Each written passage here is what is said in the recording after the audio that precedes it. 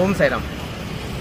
गेल्या 15 ते 20 वर्षापासून साईबाबा मंदिर साईबाबा ग्रुप आयोजित साई पालखी सोहळा हा नेहमी होत असतो। रामनवमी निमित्त शिर्डीला सुद्धा पालखी सोहळा साईंचा होत राहतो। त्याप्रमाणे भुसावळमध्येही साई मंदिर जे आहे आपलं तेथे गेल्या 15 ते 20 वर्षापासून साई पालखी सोहळा निघत राहतो।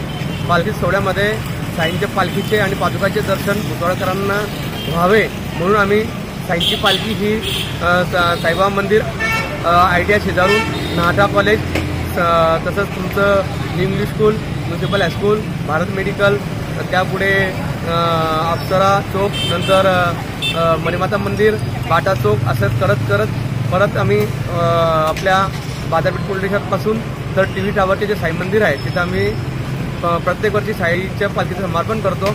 पालखीमध्ये सर्व भुसावळकरांनी सर्व भक्तांनी येऊन दर्शनाचा लाभ घ्यावा आणि पालखीमध्ये ह्यावेळी सुद्धा वारकरी संप्रदायाचे 100 ते 200 मुलं इथं आपल्या साठी पालखीला हजर राहणार आहे। साईंची 20 फुटाची मूर्तीसुद्धा आपल्या दर्शनासाठी पालखीमध्ये आहे।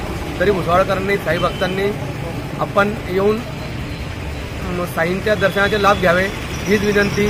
साई दर्शनासाठी भुसावळकरांसह आमचे संजीव भाऊ सावकार हे सुद्धा ते हजर राहणार आहे आणि जैननाही साईचे दर्शन घेणारे सर्वच हजर राहणार आहे आणि करणारे पण साई आहे, बोलणारे पण साई आहे आणि याकरता भुसावळकरांनी दर्शनाचा लाभ घ्यावा।